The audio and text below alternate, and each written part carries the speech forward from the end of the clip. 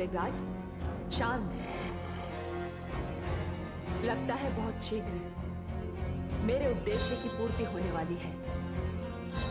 इससे पहले कि वे लोग यहाँ आए, आप कुछ देर के लिए अंतर्धान हो जाइए। चलो।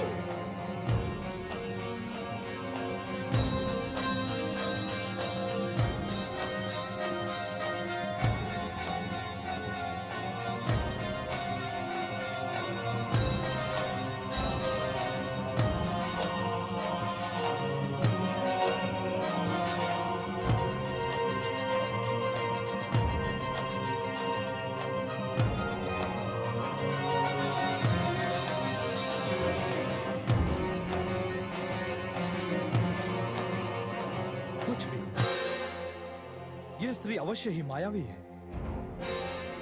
वनराज के दहाड़ने की ध्वनि तो मैंने भी सुनी, किंतु वनराज दिखाई नहीं पड़ रहे। वाशकल तो व्यर्थ में ही घबरा गया था, किंतु उसने स्त्री के रूप की जो प्रशंसा की थी वो कम थी। यहां तो रूप का एक सागर है, सागर। हे देवी, प्रणाम। मैं तीनों लोकों के विजेता देवराज इंद्र के घमंड को चूर चूर करने वाले महाप्रतापी दानव सम्राट महिषासुर का महामंत्री हूं। महिषासुर से संबंधित कोई भी व्यक्ति इस योग्य नहीं जिसका मैं स्वागत करूं। हे सुंदरी, मन को मुग्ध कर देने वाले इस सुंदर रूप का वर्णन सुनकर मेरे स्वामी महिषासुर तुमसे मिलना चाहते हैं। महामंत्री, उन्हीं के लिए तो मैं इस संसार में आई हूं। मेरा उद्देश्य उन्हें समाप्त करके धरती का भार कम करना है। इसलिए आप अपने स्वामी से जाकर कहिए कि मुझे निमंत्रण देना अपने काल को निमंत्रण देने के समान है। हे सुंदरी, जितना सुंदर आपका रूप है, वाणी से आप उतने ही कुटिल हैं। क्षमा करें, आपकी वाणी और आपकी सुंदरता एक दूसरे से मेल नहीं खाती। मैं विवश हूं, अन्यथा आपको अभी बंदी बनाकर अपने साथ ले जाता। यदि मृत्यु की इच्छा है तो ये भी करके देखो। हे सुंदरी,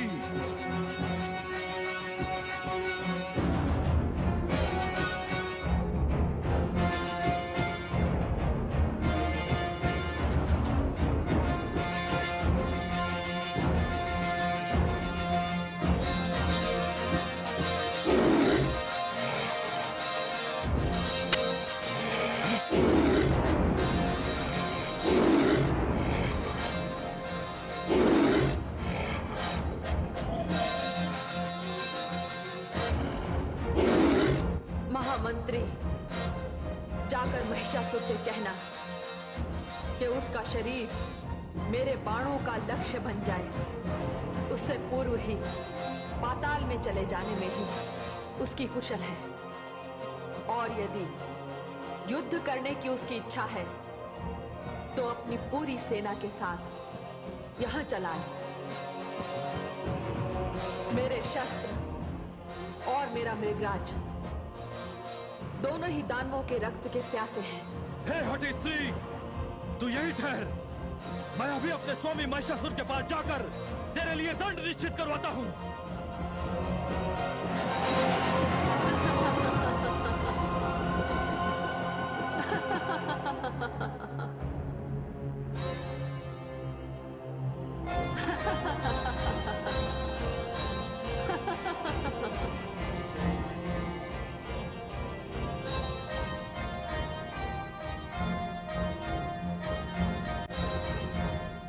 दानवेश्वर की जय हो।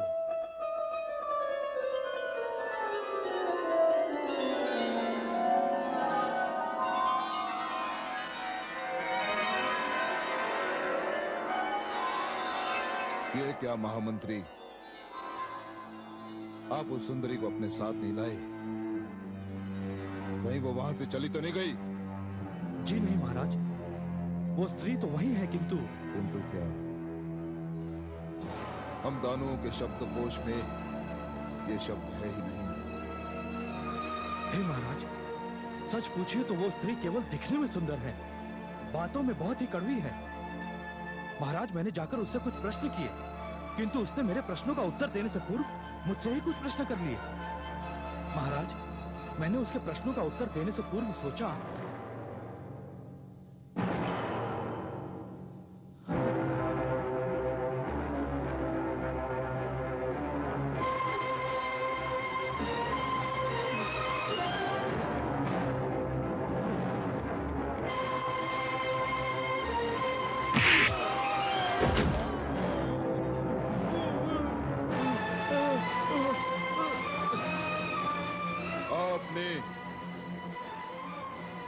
हम दानवों की कीर्ति को धूल में मिला दिया।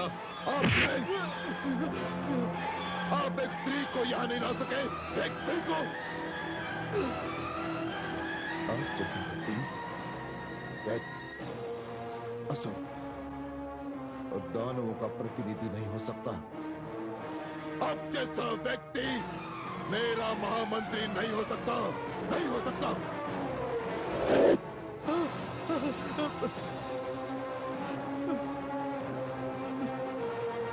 महाबली, महाबली क्षमा, क्षमा महाबली, महाबली क्षमा, क्षमा, क्षमा महाबली, महाबली क्षमा, क्षमा महाबली।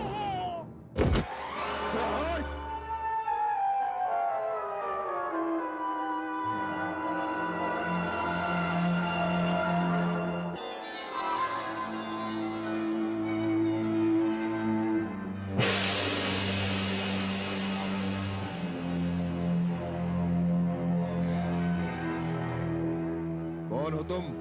हम यमदूत हैं। आपने अपने महामंत्री का वध किया है और देह के नियमानुसार हम उसके प्राण लेने के लिए आए हैं। नहीं, तुम यमराज के दूत हो, तुम देवताओं में से हो। इसी कारण मैं तुम्हें एक असुर के प्राण छूने नहीं दूंगा। तुम जानते हो ना, इस समय इंद्र मैं हूँ। क्या मेरी आज्ञा से सारे कार्य होते हैं?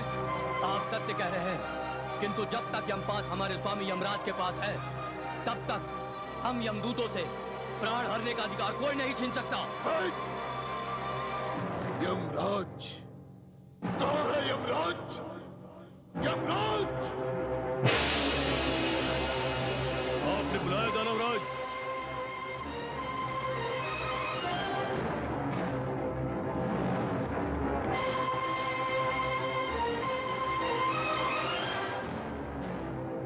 यमराज, तुम समस्त देवताओं की शक्ति और अधिकार मैंने छीन लिए थे, फिर तुम्हारा इतना अधिक साहस कैसे हुआ? आप सत्य कह रहे हैं। देवेंद्र के सिंहासन पर आप विराजमान है, किंतु यमपाश अब भी मेरे हाथों में है। मुझे ऐसा लगा कि ये अधिकार अभी भी मेरे पास ही है। तो फिर आज से मैं ये यमपाश तुमसे छीन रहा हूं। ये अधिकार भी आज से मेरा हुआ।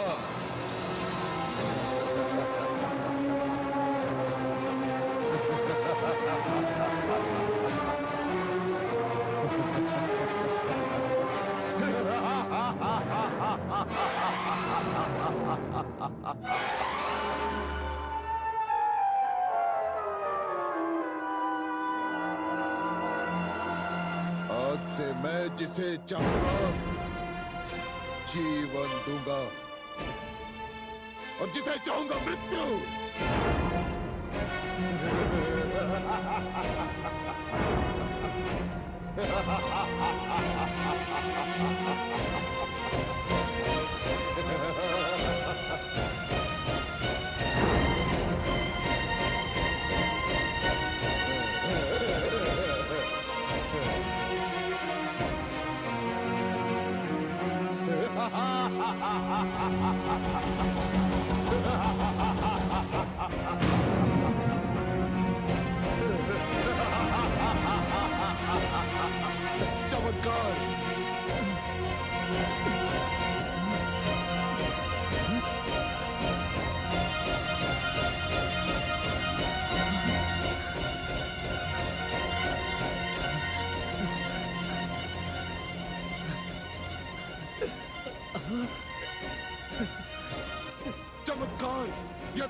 और हो गया।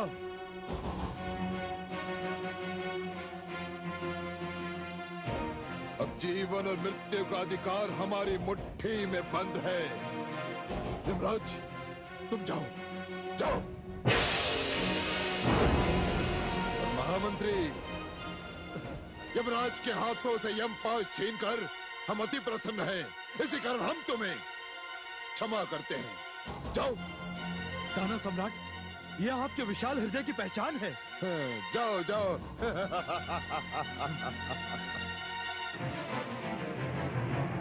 उग्रास्य,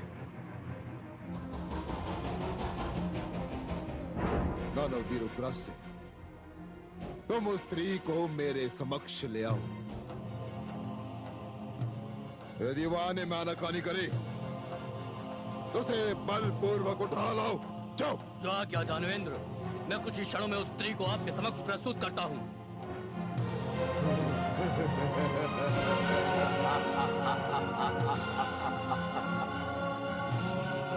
विनाश।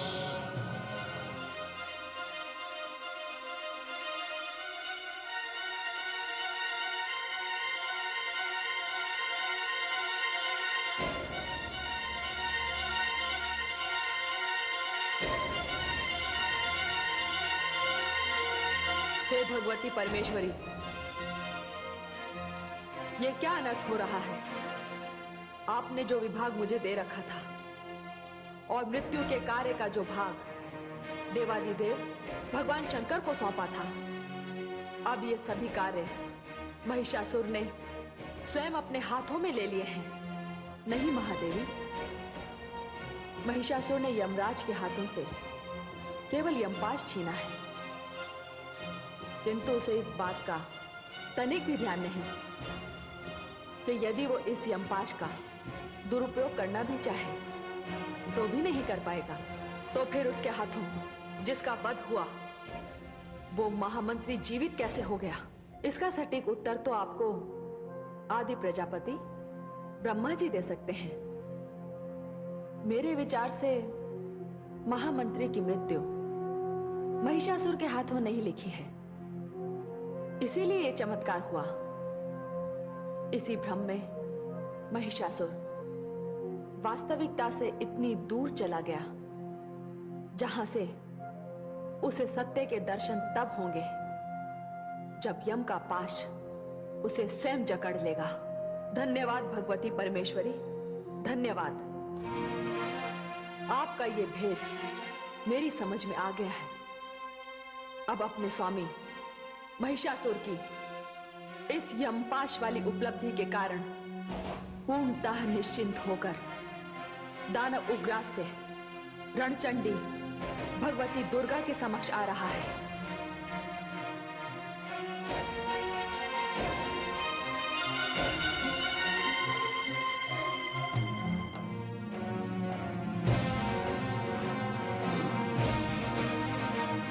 स्त्री,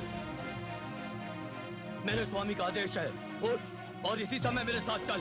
तुझे उनके समक्ष प्रस्तुत होना है। तुम्हारे स्वामी का आदेश तुम्हारे लिए होगा, मेरे समक्ष तो बिल्कुल वैसा ही है जैसे अग्नि के समक्ष एक तिनका, जैसे तीव्र वायु के समक्ष एक सूखा पत्ता।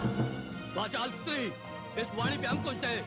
स्त्री समझकर तुझे छोड़ रहा हूँ, नहीं तो तेरे केश पकड़कर घसीटता हुआ तुझे यहाँ से ले जाता। मुझे वाचाल कह रहा है, स्वयं तू क्या है? अपने प्राणों की रक्षा चाहता है तो चला जा। मेरा वैर तुझसे नहीं, तेरे स्वामी महिषासुर से है। तू यदि उसके साथ रहा तो तू भी काल का ग्रास बन जाएगा। तू चलती है कि नहीं? सैनिकों, बंदी बना लो स्त्री को और घसीटते हुए यहाँ से ले चलो।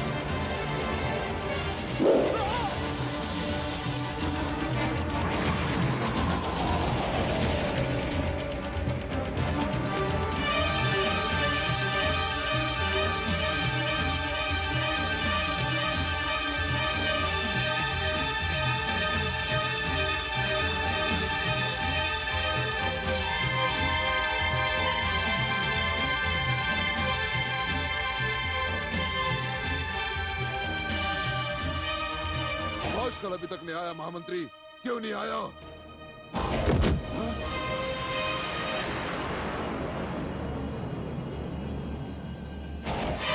ये किस करते हैं? कौन है ये?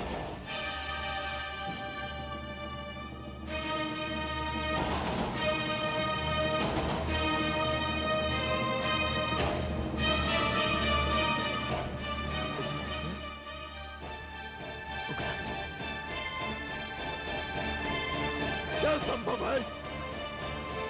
कोई स्त्री इतनी वीर नहीं हो सकती जो इतने महान योद्धा का वध कर सके। और जब से यम का यमपाश मेरे पास है, इसकी मृत्यु नहीं होनी चाहिए थी। देखते क्या हो दानवीरों, एक स्त्री का इतना दुस्साहस ये युद्ध के इतिहास में कदाचित पहली बार हुआ है, जब किसी स्त्री ने एक मस्तक काटकर अपने शत्रु को चुनौती दी है, अपने शत्रु को।